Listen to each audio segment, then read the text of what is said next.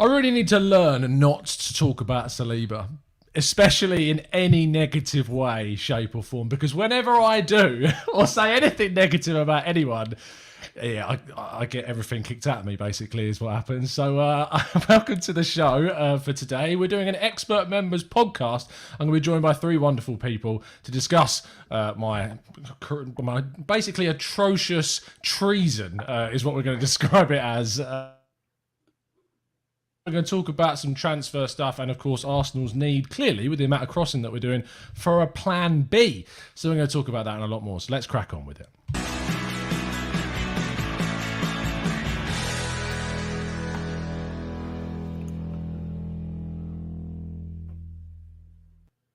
Hello, welcome to the Gooner Talk. Back again with you guys for another show, for another episode of our TGT Expert Members podcast. I'm joined by three of our expert members who are going to delve into Arsenal, sometimes for the first time. Some are a little bit more experienced on the old YouTube than others, which is fine. And I love the fact that we're breaking new ground with some people. Let's start off with Mike, who, in fact, has his own channel. So there's no pressure on you, Mike, but as someone who's the most experienced of the guests, there's going to be a little bit of expectation on your shoulders, son. I'll try to live up to it, like Lacazette and his price tag. But my name's Michael, obviously Michael, and I do the 3 Point Show with my brother. We just talk about pretty much all things football. I tend to lean towards Arsenal because obviously I'm in love with them. So, but we talk about pretty much all sports, boxing, UFC, basketball, but mainly football, to be fair. But yeah. Nice. So make sure I did have a look at it before we came on live, and it's you're doing some good stuff, mate. You're criminally underfollowed, so hopefully some people will can check it out after today. So that'd be a good idea. We're next joined by Alex, who has been. Well, we were talking off air, Alex. You've been having a pretty tumultuous time in your place of work, but we appreciate your service. Do you want to give the listeners a bit of background into that and to the reasons as to why you support Arsenal as well? Oh. Where do I begin? Arsenal, 1998, 5-0, Barnsley. That sticks in my mind like no tomorrow. Dennis Bergkamp, brilliant. I just couldn't stop watching him after that. And that's been me really. Just every shirt, every poster, every shirt, every year. Every poster, every shirt, every poster, you name it. No. I just had to go out and buy it. And you've been doing your service for the country. We were just talking about off air as well. Yeah, I work for the NHS, and it's not been easy. Currently in a green part of the country in the Cotswolds. It's in some pretty bad stuff. But we're optimistic that it's going to get better. I've no idea when it will get better, but Careful, you'll get people texting you, expecting updates. I'm expecting everyone just to say something in the chat, but let's leave politics out of this. Yes, 100%. No, but thank you, of course, for everything that you've been doing, and the NHS as a whole as well, of course, has been fantastic, not just here, but around the world too. And finally, Dan, we're joined by, who is a regular in our TGT chat, and it's great to have you on the show, mate. Thank you. Yeah, tell people a bit about yourself? Yeah, I just graduated at Leeds Uni doing music and just on the job hunt. But in terms of Arsenal, I've been supporting them ever since I was young because my dad supported Arsenal. And my first game was on my 7th birthday against Middlesbrough. I don't know if you remember 2005, maybe 6, and we won 7-0. So I went the next year on my 8th birthday thinking it was 8-0, going to be 8-0, but I was disappointed, and we only won 3-0. So it's not too bad. Isn't it funny how you can be disappointed as an Arsenal fan winning 3-0? That's when it was cool to be an Arsenal fan. And now of course. Oh, yes, we've beaten West Ham 2-1. Get it. that's the stage that we're at now as Arsenal fans. So, I was on a show the other day with, I don't know if you saw it, with like Raf and Drew. And when we were described by Kian, who came on to make his debut, as the underdogs. And that's why he chose to support Arsenal. And you should have seen the look on Raf's face just seeing Arsenal described as the underdogs. So there you go. Unbelievable stuff. Anyway, let's go into some Arsenal stuff and talk about it. Now, we're going to kick off talking about William Saliba. Of course, he played the other day against Gillingham. He had, as I described it, which I regret doing now, a mixed performance. And I went into the reasons why. I'm not expecting you guys to have seen it. I'm not going to go into the details of the game, but I just want to kind of get your thoughts around the Frenchman, your kind of thoughts and feelings about how maybe he's been treated by the club, how you may have done things differently. So, Mike, talk to me about Saliba. Were you kind of expecting to see a lot more of him this season? Has it been a bit frustrating that we haven't seen as much of him as maybe you might have wanted to? Yeah. You see, here's my thing with Saliba. Obviously, when you have young recruits, whatever, you always want to see them do well. Yeah, for everyone's club. But when you bring someone in for 30 million, you kind of have high expectations of them. Now, I think before he comes in, you see Arsenal have like 8 centre backs. It just, for me, when I've seen him play, and every time, well, we don't see him play, but every time I think of him or I see Fofana at Leicester, I think, why is he not playing? If that makes sense. I'm not saying he should play like 90 minutes every game. He's still young. But my thing is, if you bring someone at 30 million, I'd rather have him make mistakes than Mustafi, if that makes sense, because he'll learn from him. Mustafi's 28, and he, you know what I mean? Yeah. I don't want to start on Mustafi, but he still plays like he's 19 sometimes. What I'm saying, yeah, but for me, I just feel like someone of his build, he's experienced. I feel like he should be playing. And then when you think about it, why did we give Pablo Mari a new deal if we knew we were bringing in Saliba? We couldn't get Mustafi. No one wants him. So it's just not enough. Yeah. I just think it's not making sense at the moment. I mean, for me, at the bare minimum, he should have been registered for Europa League. I mean, those games against I can't remember who we played last. Yeah, Mold. Yeah, I'm not talking about the Dundalk. Not Mold, not the fungus, but you know what I mean. It's along them lines. You should be getting games against them. And we're doing it with Willock, Nelson, and whatnot, and Nketiah. So I reckon he should be of that. But, let me know what you lot think. Yeah, I mean, Alex, I saw you nodding along when Mike was saying about how Saliba should be playing ahead of, say, Mustafi in the team. So have you been frustrated by the lack of game time for the Frenchman as well? I have. It started, when we signed him, I did expect big things from him because he come from Saint Etienne, I actually think they're quite underrated in the French league myself. He had a great partner. Fofana, as we all know, is doing well at Leicester. And we all seem to forget that he is a Unai Emery signing. So Arteta has no loyalty to him whatsoever. The mismanagement from him, as Mike said, he does deserve to be in the Europa League team, at least. But, I've not seen much of him because he's not in the team, is he? So there's nothing, I've seen some stats, he does play quite progressive football. He does his job really well, I've heard. But yeah, he's not really starting any games, is he? So there's not much we can say about him, really. Yeah.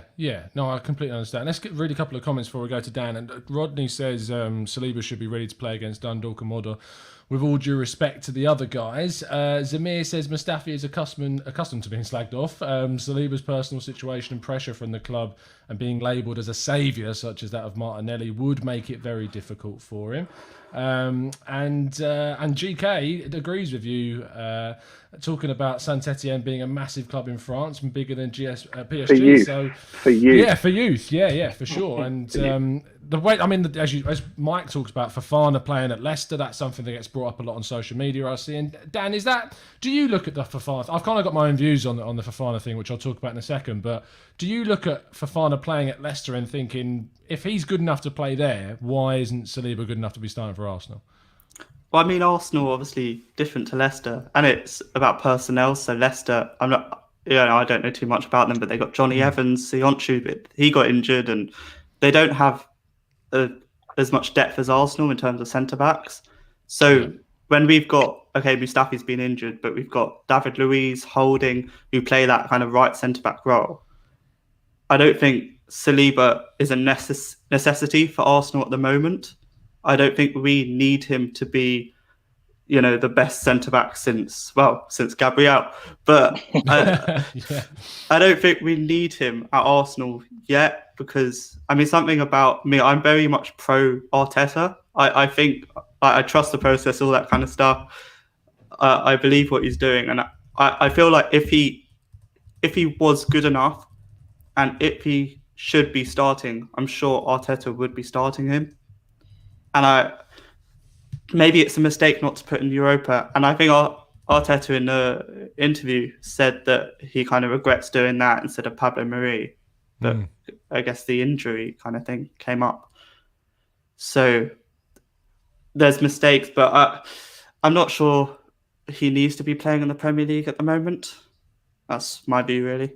Yeah, no, and I think I'm in your court and side of things. I think that the thing that I wouldn't say necessarily irritates me about the Fofana thing, but I think there's a level of maybe not considering the Leicester situation that, say, they had Soyuncu and Johnny Evans as their starting centre-backs. Soyuncu gets injured. They've got Wes Morgan and then they've got Fofana as their possible options. Now, Wes Morgan is 35, 36 years old.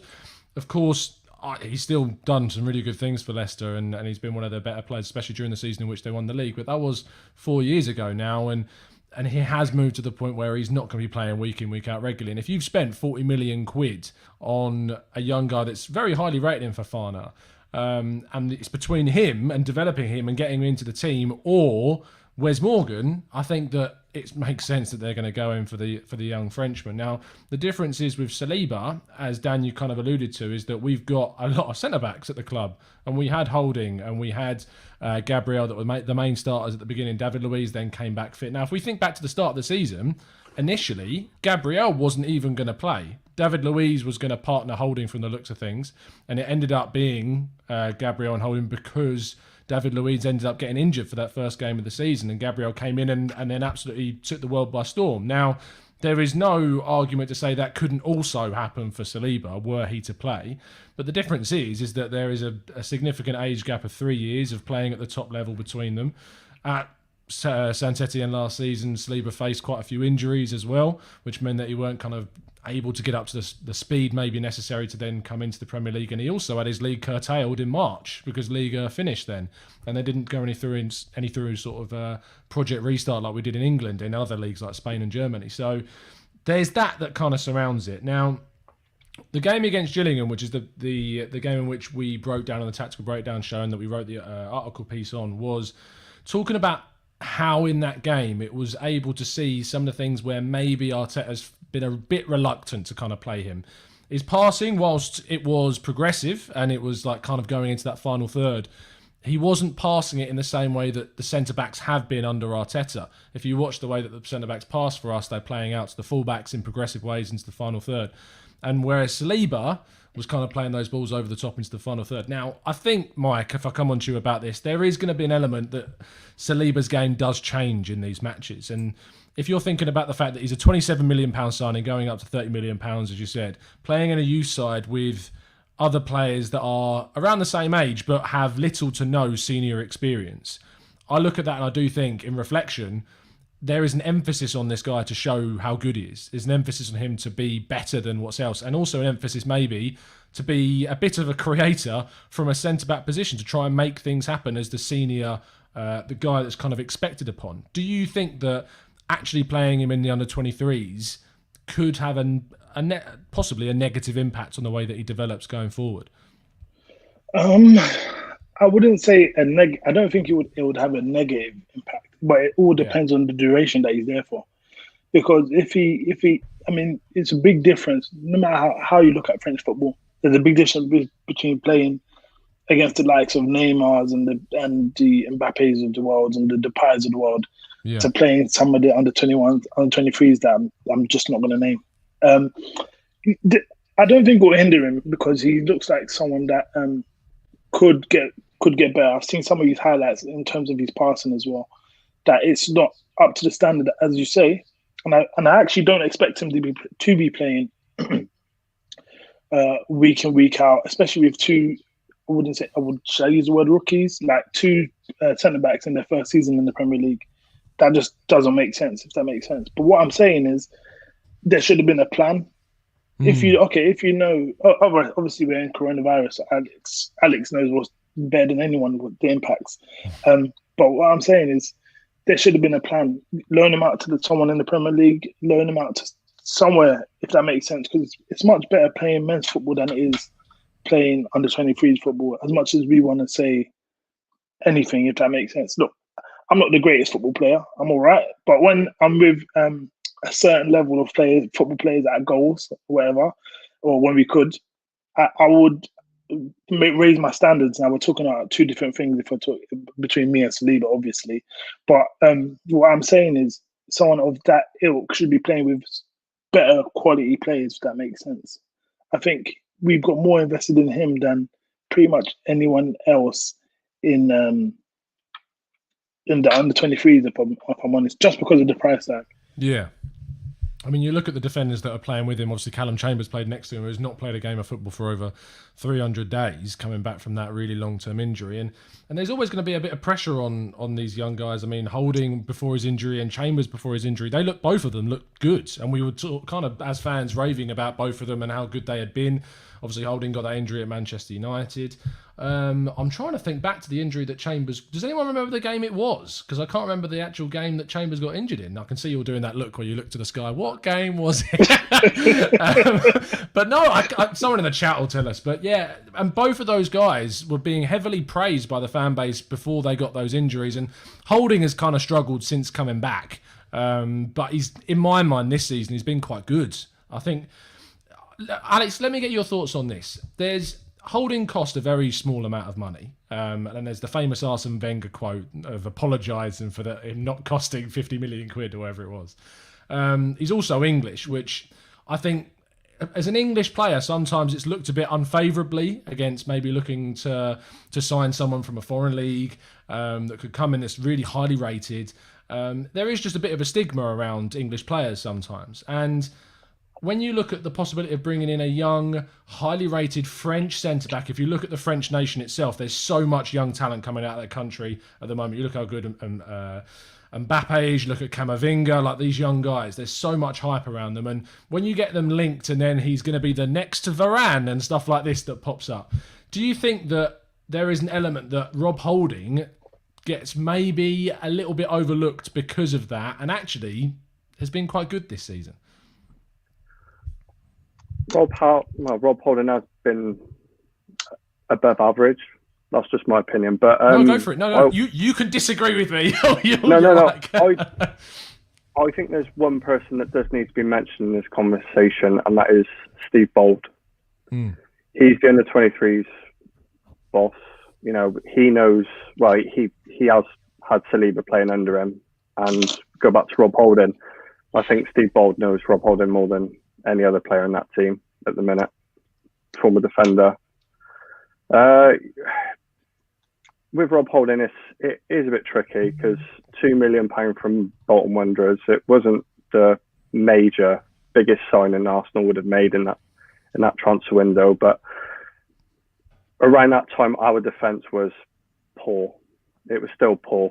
I'm sorry to say, but £2 million wasn't the deal breaker that season. It all depends. I mean, I trust the scouting network enough for them to go out, see a gap in the market, to see if there is a player that can fit in to our system, whether the manager wants them or not. They need to come. And Rob Holding, he's done okay. As I said before, he's been bang average since he has signed. But right now he's the only player we've got that knows the team inside and out. He's been there longer than pretty much most of them all put together at the minute.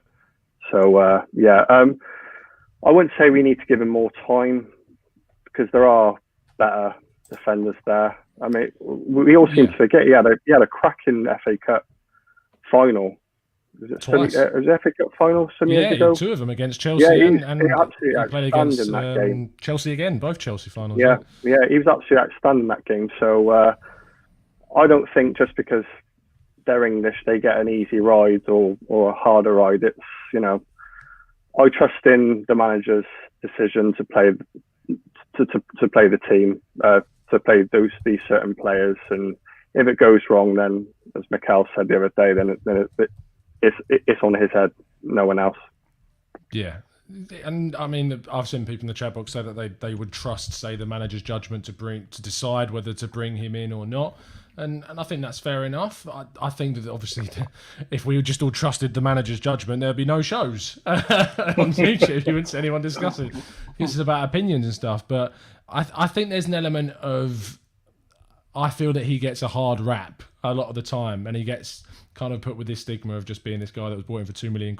The same as kind of El Neni did for a long time, and now amazingly comes in against Manchester United and has an absolute stormer, and he's the next best thing since sliced bread. So it's an interesting way that sometimes we kind of go up and down and fluctuate our views around players. But I think there's an element of, it's Rob Holding, we've got this young French guy.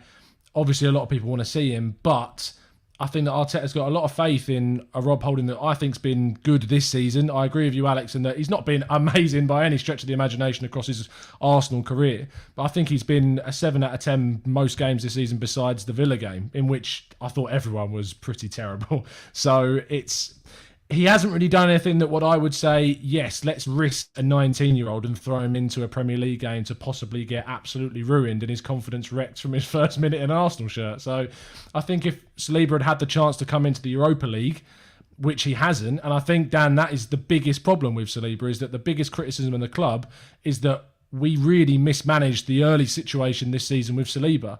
Now, I look at it, and I was talking to Clive Palmer. I don't know if you're aware of Clive. I'm sure most of you will follow him on Twitter, but he does the Arsenal Vision podcast. And I was chatting to him yesterday about the fact that you've got this young guy who's maybe... I talked about him being preoccupied, or the club being preoccupied with, say, the Partey signing, trying to go for Aouar, trying to move on players like Guendouzi and Mustafi and Socrates, and none of that really happened because they were preoccupied with that.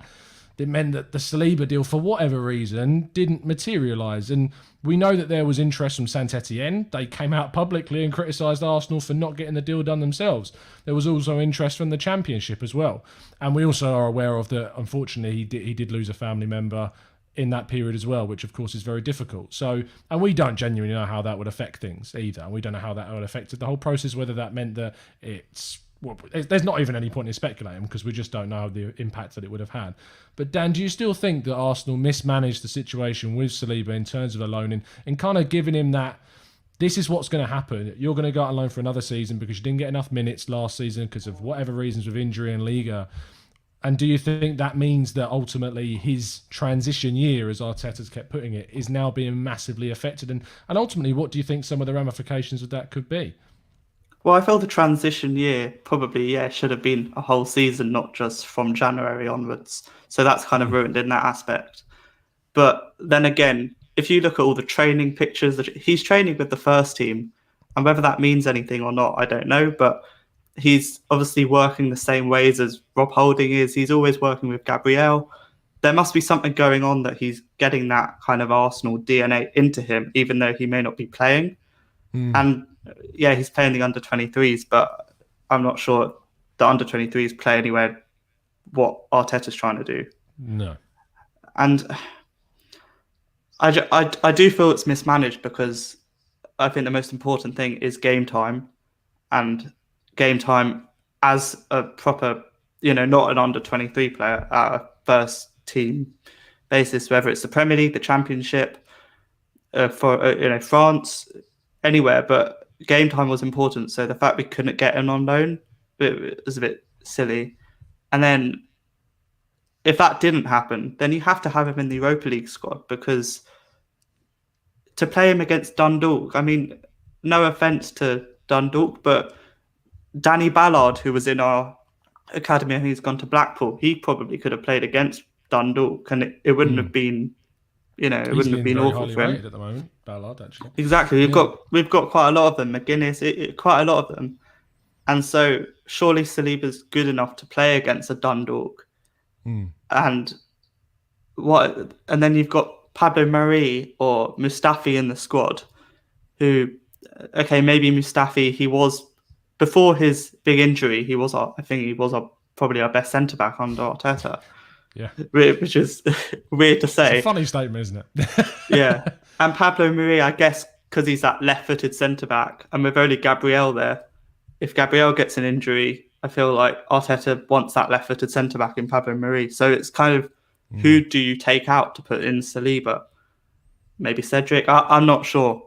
And maybe it's all a weird one. Yeah, I mean, this whole Cedric situation really frustrates it's confusing. me. Well, I'm probably too harsh about him, but no, I think you're spot on, Tom, about him. To be honest, because I feel the same thing about Cedric. But here's my thing, with what's going on. I think we're forgetting about Callum Chambers when he comes back. Because what is he? Is he going to play right back? Is he going to play centre back? Rob Holding is so up and down, and I don't want to slag him off too much. I don't want to. I normally do, but I'm not going to slag him off today too much. The thing is, he's up and down. I mean, he had a really great game against Man United, and I absolutely hate Man United with passion. But he had a really good game there, and I thought, wow, he actually played really, really well. But then he made Ollie Watkins look like Ronaldinho, if that makes sense. So, I do think the whole team kind of made Ollie Watkins look like Ronaldo, to be fair. Yeah, to be fair, the whole team did impact it. But my thing is, I would have made him like the fourth choice centre back in terms of like what I would have had is maybe Gabriel and David Luiz starting, Rob Holding and Saliba in the Europa League, if that makes sense. Maybe at least in the group stages and whatnot. But when Callum Chambers come back, I assume he's going to be ahead of Saliba as well. Or is he going to go right back where we have he's a first-team player, isn't he? So can I add to that? I mean, go for it, Dan. I feel like Kieran Tierney at the moment is kind of embedded into that left centre-back position with, I guess, Saka at left wing-back or Mainsley at left wing-back, but Tierney is that left centre-back. The right centre-back at the moment is not someone who is a right-back. And maybe if we get it so Callum Chambers plays that right centre-back role, he could then do what Tierney's doing on the other side. So then it's kind of a bit of symmetry there. So then Bellerin or whoever's playing at right wing-back could play that kind of role that Saka does. I don't know whether that would work but at the moment, Bellerin, everything's on the left-hand side kind of thing. I'm not sure. But I think that's probably why Callum Chambers will go ahead of Saliba and maybe even Rob Holding. What I think I've noticed, sorry to take over, but what I have noticed is that normally when you play a three in the back, you normally have a fullback as one of the centre backs. Because in any instance, you can change the formation and then put, let's say, the right wing back or the left wing back in a forward formation so they can play like a 4-2-3-1, if that makes sense. But if we were to get Callum Chambers in, he could play the right centre-back role if we were to change mid-game and whatnot.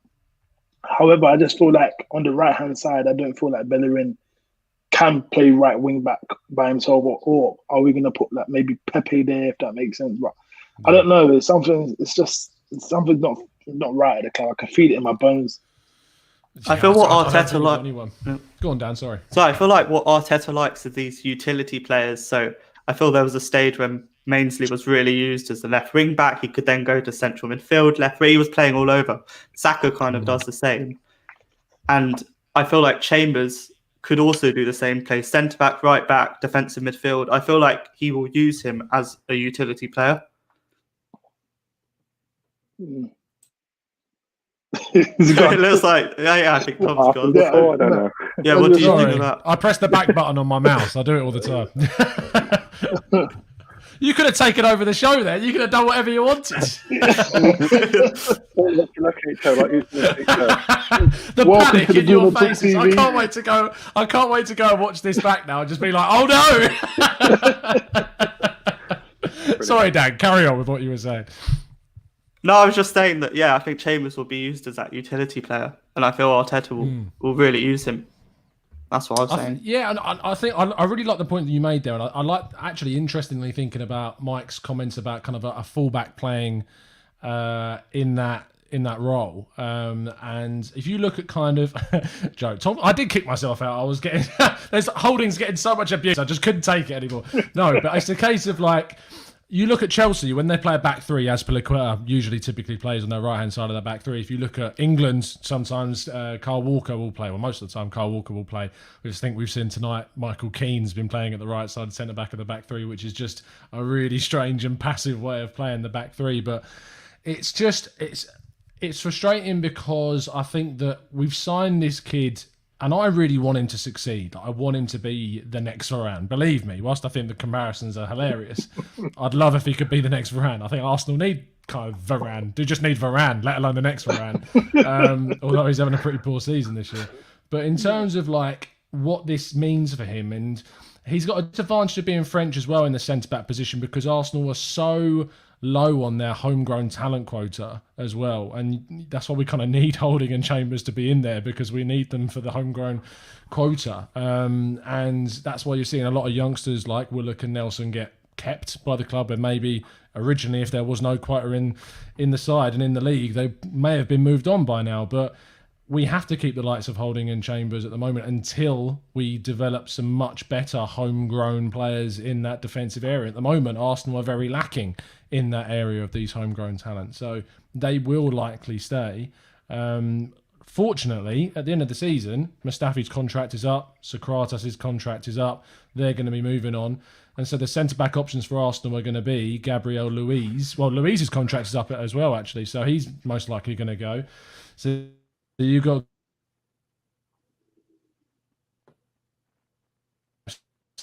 right if we you on your screen.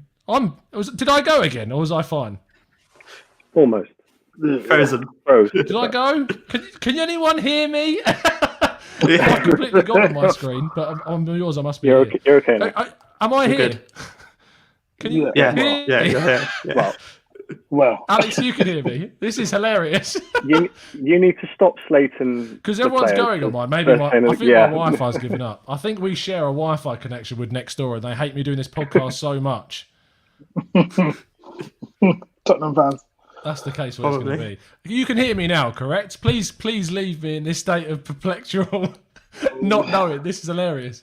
Alex, if you're there and you can hear me, give me your final thoughts on Saliba. He needs his transition. Yeah. If Arteta believes he's not good enough to be in the first team in any way, shape, or form, then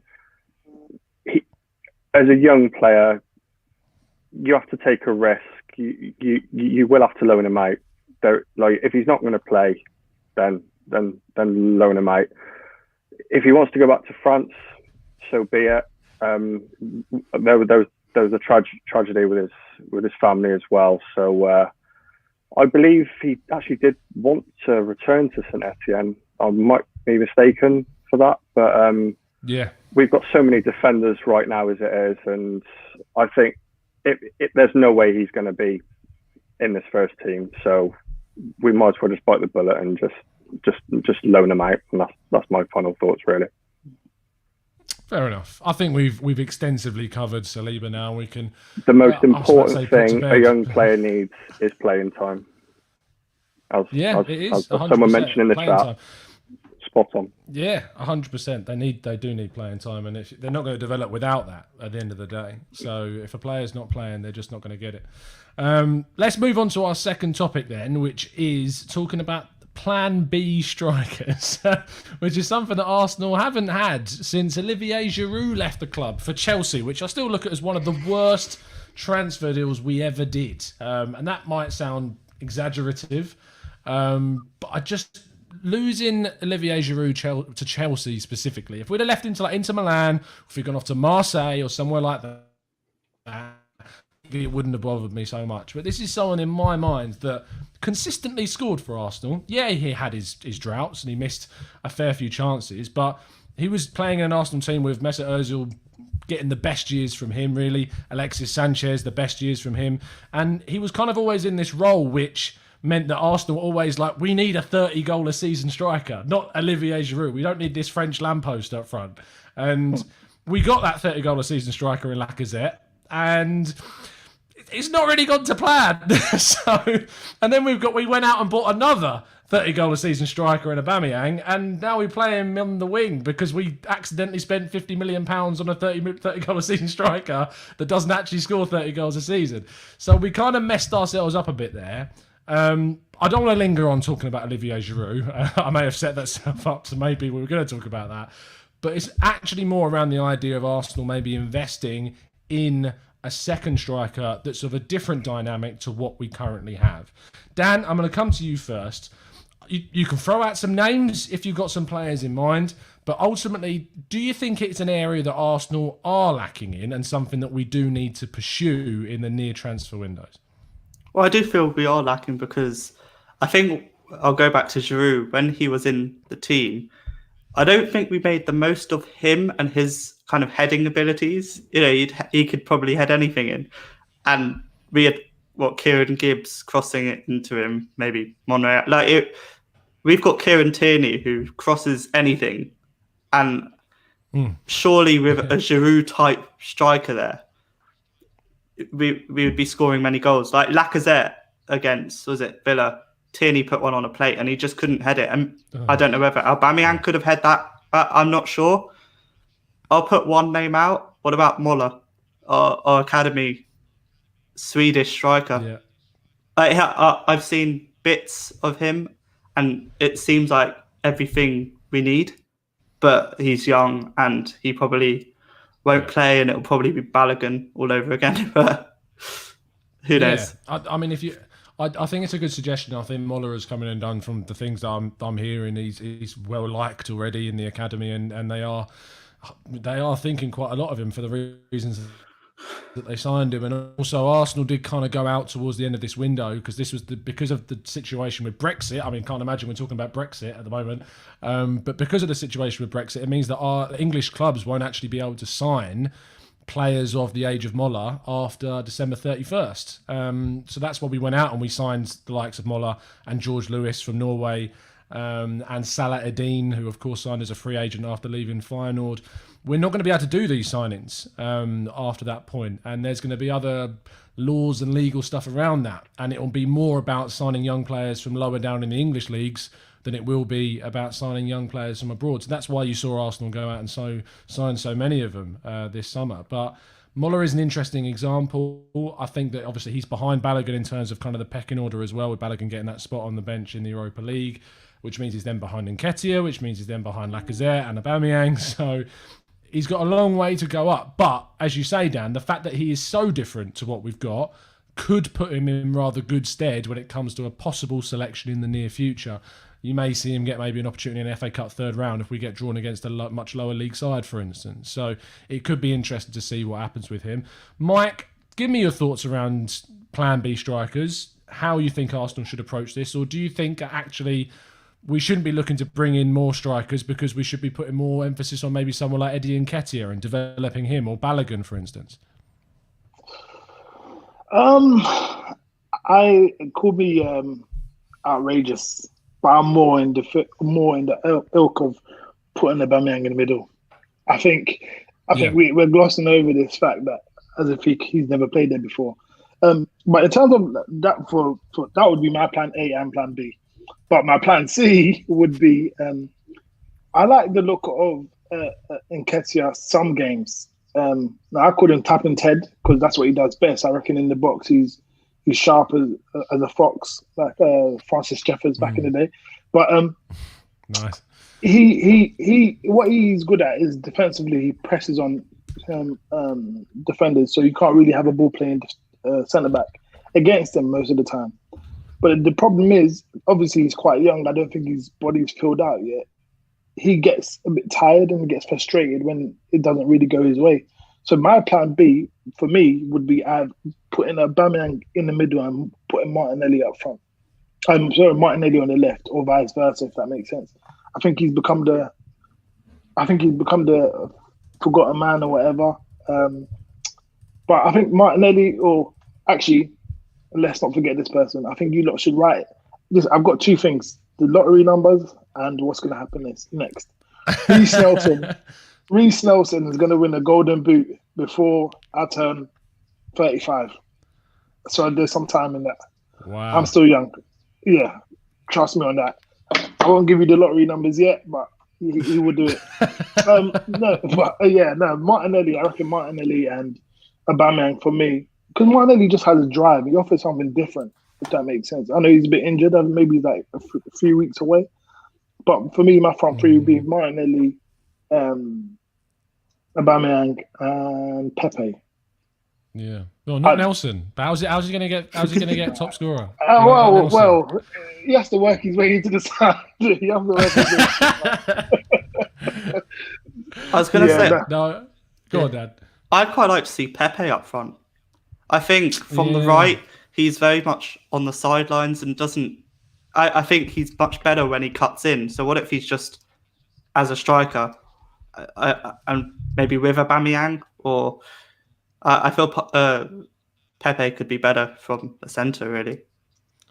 Yeah, it's what's interesting about Pepe is that if you look at where most of his goal chances have come from, they've come from central areas, like where he's taken the shot. I get that some of them have been him cutting inside, but actually it's been him inside the box, getting the ball cut back to him, like the goal we scored against Manchester United at the Emirates at the earlier part of the year. And I felt, and there was a couple of people that agreed with me in the chat box, other people that like to see other formations, but there's just something about seeing Pepe in a front two, not necessarily on his own, but playing in a front two kind of off the striker, not as like so isolated in terms of a front two. So it's more of kind of a second striker role, not a number 10, but just someone that buzzes in and around with the striker in a central area, because he's very predictable out on the right. He's going to cut inside because his right foot is just nowhere near as good as his left, and defenders can easily defend against that. Put him in the middle, though, is that he can still go right. He can still turn right and then cut back a little bit later on. It makes him less predictable. But I can't see Arteta turn into a 4-4-2 with Pepe in the senior side. We have seen a bit of it in the Europa League, but I can't see it happening in the Premier League with the sort of senior side that we have. It also then leans into an interesting dynamic with the midfield too. Partey is obviously going to fulfill one of those spots, but if you play a 4-4-2, typically you need both of them to be fairly strong defensively. And that El Neni, for me, had a really poor game against Villa. I know he shone against Manchester United, but he kind of fulfilled a lot of the fears that I do have around him as a central midfielder against Villa. And I know as Arsenal fans, we can be very hot on things when they happen, and we obviously really were when he had that performance against United. But it's a weird one when it comes to our central midfield area, and that would be heavily impacted by a decision to go to a front two. But Dan, I get your point, and I think that Pepe is someone that is needing experimentation, is probably the word I would use, in positions in the front line. If we then go on to Alex then and get your thoughts on a big, bulky striker, what do we think about the idea? Well, I'm still missing the Aubameyang Lacazette that played against Valencia in that semi-final.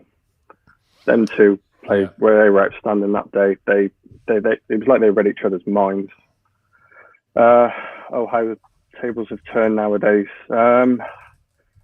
It's hard to put a finger on. Well, it's obvious that the system's changed, the manager's changed. Playing more of a three up front now, and I agree with the boys. I would like to see Aubameyang more central. It's whether it's having Lacazette on as a substitute. I mean, it's a lot better than having Nketiah as a substitute, I'm afraid, because every time I'm sat there and I see Nketiah getting warmed up, I'm there thinking he's no disrespect to him, but he's just not going to get into the game. And you know, even though we're all willing him to do well, I would. This is going to be controversial, and I could see the chat just going to go mental here. But, sorry, is it Nelson up front? No. Yes, get Mike's top scorer. I would actually revert back to a 4-2-3-1, but have Aubameyang up front on his own. That's just my opinion. So who goes as the kind of 10 position? Well, I'm reading today, and I know it's all gossip, but they're actually looking at bringing in an attacking midfielder who can also play on the right-hand side. I'm not going to go into a shovel slow. I'm not going to bring in a shovel slow debate or anything. Thing is, Willian can play there. Pepe can play there if he is given the chance. Well, Daniel, I can't. Willian, don't get me started on Willian. William Shakespeare, Bruce Willis, whatever his name is, he's just not good enough. Benjamin Zephaniah. Yeah, look, he's just not good enough.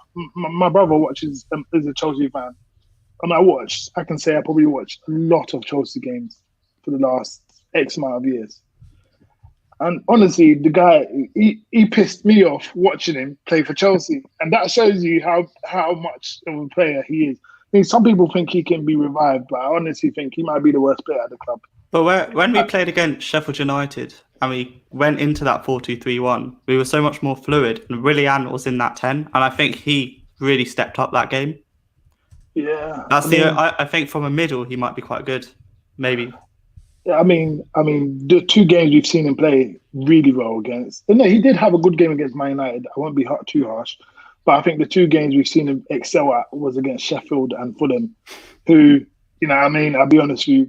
I think us 4 together, if we get our boots, I reckon we can all get a game at Fulham and Sheffield, if that makes sense. But I don't know. You overrate me, Mike. No, I think Willian is not. Please, just not anything by him, please. There's no way of knowing because right now Willian isn't playing there, is he? So yeah, true. So it's weird because we need to change. We need to change in that number 10 role. Do you remember that in pre-season? We saw videos of him in pre-season playing in that kind of number 10 with Pepe, Alba, and Laka in front, and he's just not done it. It's weird. Sorry, Alex, I cut across you. Go on. No, that's fine. No, carry on. No, I was done. That was it. Okay. No, because whatever Mikel Arteta is trying right now. Well, no, actually, experimenting with. It's not working offensively. So he does need to try something and different. Whether William will be an option there, whether it could be Pepe. I've read someone mention Saka there. We just need to try something right now. Just something. I mean, surely after that, our spirits up. Surely after that Villa game, he's going to be changing things up because we just look dreadful in attacking sense. Surely we can't see Willian and Lacazette play again, like straight away together. You'd be surprised, Daniel. Yeah. Yeah, I'm really worried. The thing is that I've backed this guy so much that it's just frustrating when I see him making mistakes. Like if he remains stubborn with some of the things that he's doing right now, it is going to be pandemonium in the fan base. So I'm praying that he does sort of change things. So the last 15 minutes or so of the show is of course always down to our chat box to throw in some questions. So they have done that. So Dan, to you, from Kian, who joined us the other day. He says, hate me for this, but Dominic Szoboszlai or Houssem Aouar, who are you going for? Careful with your answer.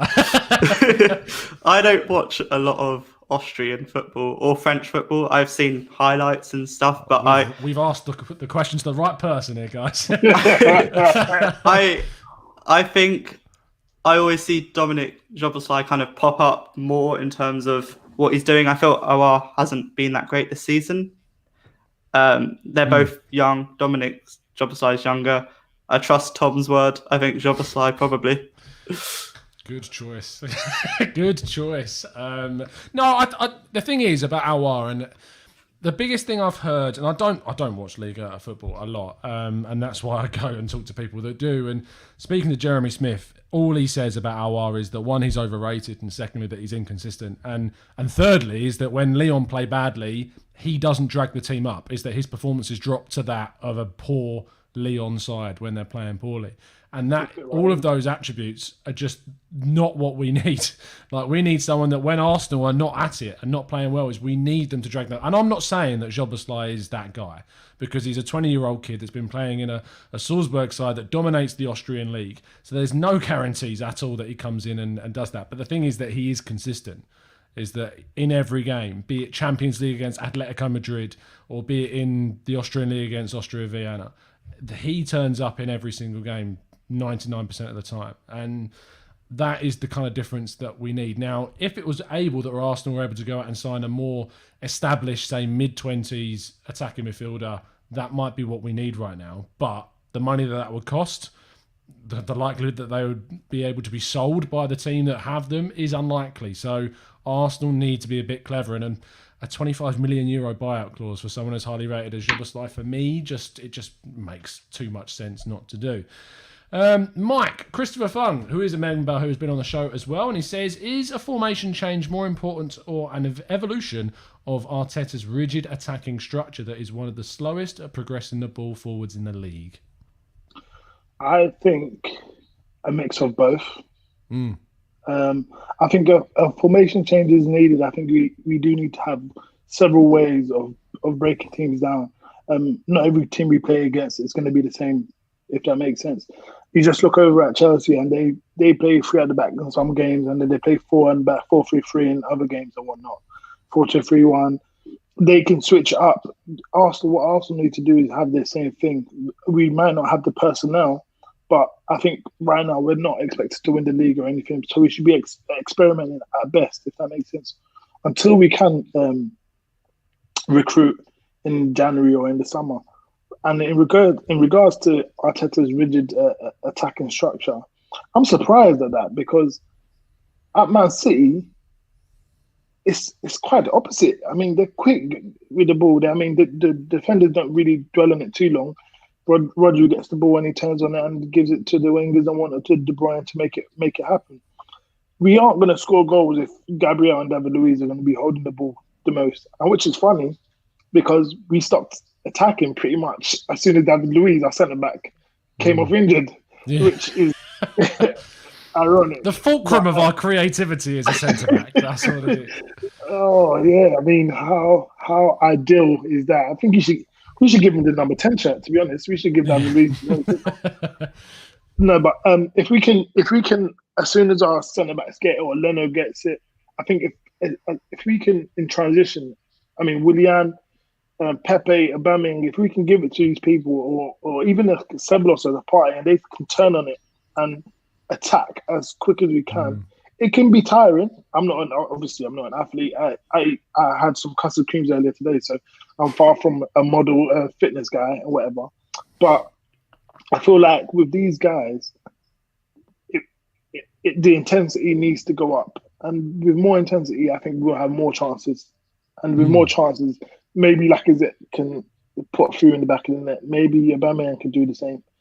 But I think a mixture of both, Chris Wong, in my opinion. Fair enough. Alex, let's go to Norma and get his or her. Norma, please tell me your gender, because I have no idea. They say, given the man of match performance Willock had against Mulder, does the panel agree he deserved a place in the squad against Villa? He deserved at least a place in the squad. Whether it was to start is a different story. But if you put in really good performances and the manager isn't rewarding you for that, then what can you do? Yeah. What can you do? But he deserved to at least be in the squad. Would you put him in that number 10 role that we've kind of been crying out to have? Because I get confused around where best to play Willock to get the best from him, because, and I don't mean this in a negative way, maybe a little bit, but I don't really know what he does, if that makes sense. I know he scores goals, I know he's good on the ball, but I don't know what he is as a midfielder, if that makes any sense at all. I had the same issue with Aaron Ramsey when he first came to the club. I did not know what his job role was in that team. But that's just me. And it turns out that we could have done with a player like that against Villa the other day. I think you're a genius, mate, because I agree. He reminds me of a Ramsey in terms of it's going to sound crazy. He reminds me of the guy that plays across the road in Dele Alli. Because he's not someone that's going to be on the ball and making things happen, but he can get on the end of things, if that makes sense. And in the final third, he can be a nuisance. I think he should have been in the squad, in my opinion. That's just me. I think if you can do that against Mold, I mean, Mold not Barcelona, but it's still a good side in respect to them. So I reckon he should have been in the squad. But playing devil's advocate, last season, Willock was used quite a lot. I think most out of every player. And was there one game which you thought, oh, Willock deserves to be starting? Because most of the games he was coming on, and he kind of came on as a bit of energy in midfield. But there weren't many games I really thought he was actually quite good. So when he's doing well against Mould and Dundalk, is that because of the level of the team? But I mean, I still believe, he should have been given at least a role on a squad. But he's hard to analyse. He's really hard to kind of look at and go, yes, that is the role that he should be playing in the Arsenal team. I completely get it, what you're saying about Ramsey. It's a very good comparison. In the end, Ramsey turned out to be a ball-carrying number 8 that's an engine that will run all day, that will pop up with some goals in the final third. And we've kind of needed that ever since we lost him. And if people look back at it and say that should we have given a big contract to Aaron Ramsey or Mesut Ozil, I think we might be getting some very different kind of... have I asked Mike the question? I think we did. So Dan is next. Let's go to... Let's scroll up and find one. Here we go. Peter says, would you switch formation to a 4-3-3 with a flat midfield 3 of, say, El Neni, Danny and Partey, with Danny and Partey as more of the attacking sort of... So you've got kind of El Neni, that pivot, sole pivot behind the two.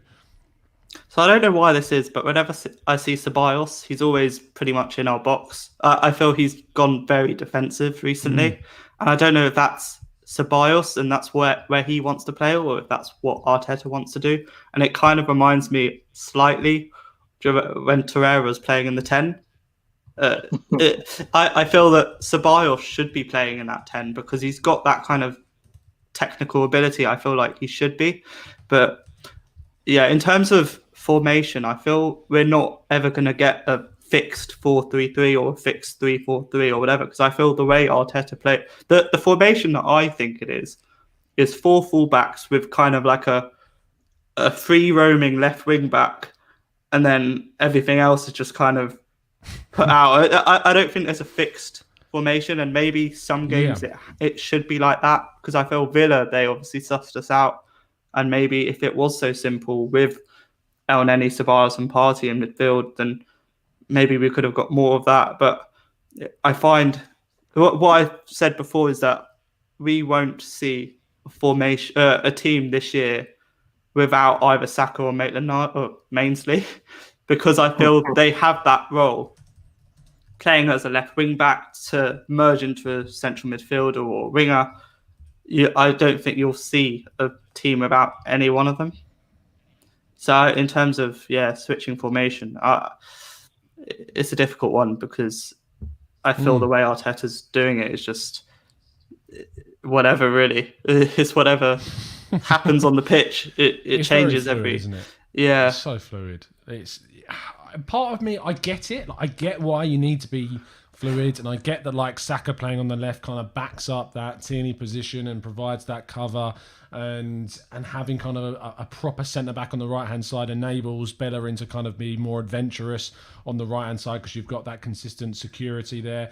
But there's part of me that just looks at other teams and the best teams in the league, and I'm like, are they as fluid as we're being, or actually are they very disciplined to their structure, all knowing what their role is, all know what their duty is, and ultimately playing in a system which is effective and creative whilst maintaining defensive security? And ultimately, if you look at the likes of Liverpool last season, yes, they had some issues defensively in some games. You look at the Watford game where they lost, but every team goes through an odd blip now and there. But ultimately, defensively, they were solid. Jordan Henderson was the key within that side that just kept it ticking over.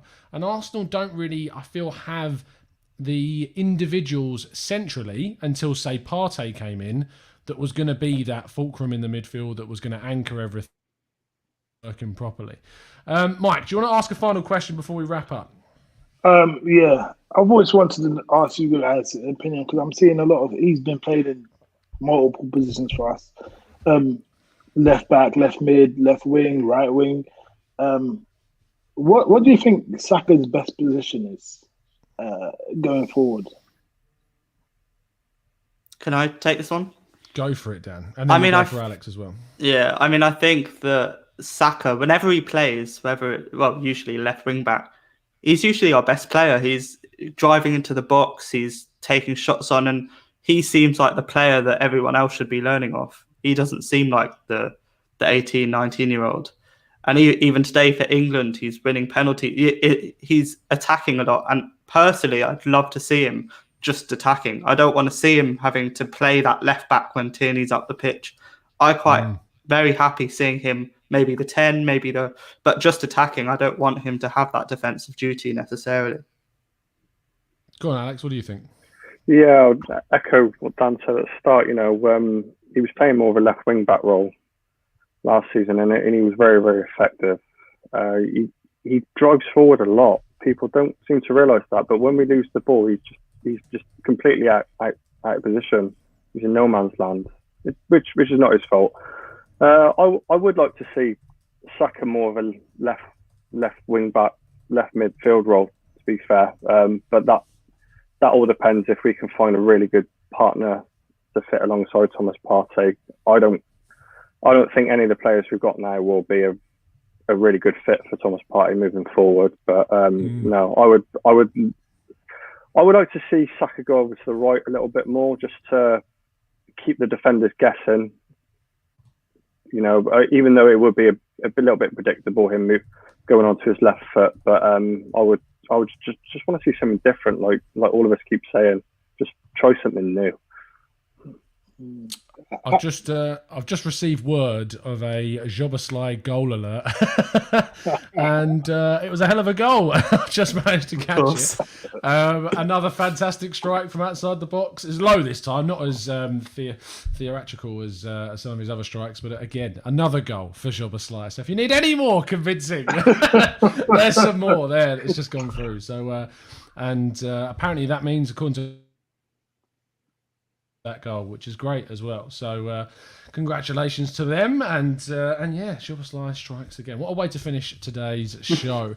Thank you guys for coming on today. Thank you chat box as well. Massive thank you to all of you that's tuned in and listened in. If you would like the opportunity to come on and have a chat like these guys have today, then all you need to do is simply sign up to be an expert member or a TGT ambassador, of course, and you can get an opportunity to come on. I plan on doing a fair few more of these, because every single time we do them, they're successful, and every single time I was going to say that people surprise me with their knowledge, which I think is a little bit insulting, but genuinely everyone's fantastic when they come on, and it's great. I think it comes down to some really poor experiences of doing shows in the past with just come on, but honestly, you guys have been absolutely fantastic. So Dan, thank you ever so much. Do you want to tell people where they can find you? Not like in real life, because it'll be strange, but on social media. Yeah, I mean, I'm on Twitter. I don't necessarily use it, so I'd say the place to find me is probably on Discord.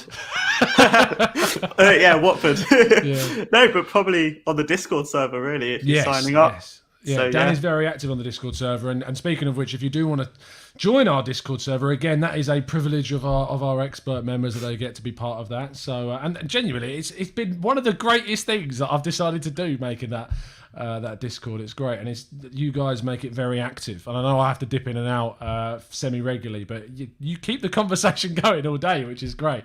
Alex, you want to tell people where they can find you on Instagram, because you have the privilege of not owning a Twitter account, which you're very lucky and well matured to do. So it's a very reactionary social media platform. Well, in terms of the Arsenal fan base, put it that way. Yeah. Instagram. Well, if you've been watching the American election, you should see some of that stuff about that. Jesus. Yeah, find me Alex Mac 18. I've only just recently opened the account, but I'm a lot busy nowadays, so I'm sure I'll be posting things. But as Dan said, join guys, join the Discord server. Great, awesome. Great knowledge from every single person in there. Brilliant stuff. Yeah, the Discord is great. It's really good, really good. And finally, Mike, do you want to give a shout out to your Twitter and, of course, your massively criminally underfollowed channel? Massively criminally underfollowed and undersubscribed YouTube. Unsubscribed. Yeah. People are going to do that after watching this. yeah, you can find me on the 3 Point Show on YouTube. Make sure you like and subscribe, and you can follow my personal Twitter, which is on the screen, I believe it is. If you like trolling my United fans and whatever, and I don't keep up to, well, the wrong thing I would say, actually, I think one of the best things I've done this year is join that Discord. So I reckon you guys should all do the exact same thing. If you want to keep up to date with Arsenal under 23s, Arsenal under 18s. There you go. Maybe the cleaners as well. I think everyone in the Discord chat is really knowledgeable, so you would know your stuff. Yeah, make sure you subscribe to what's on the page.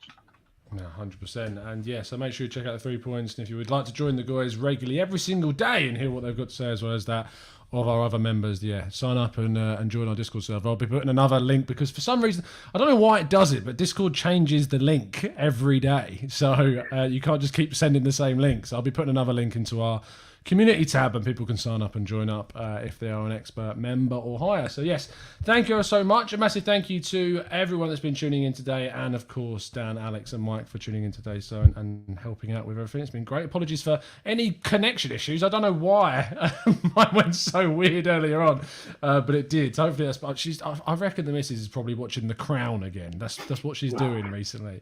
So she's hogging the Wi-Fi is what she's doing.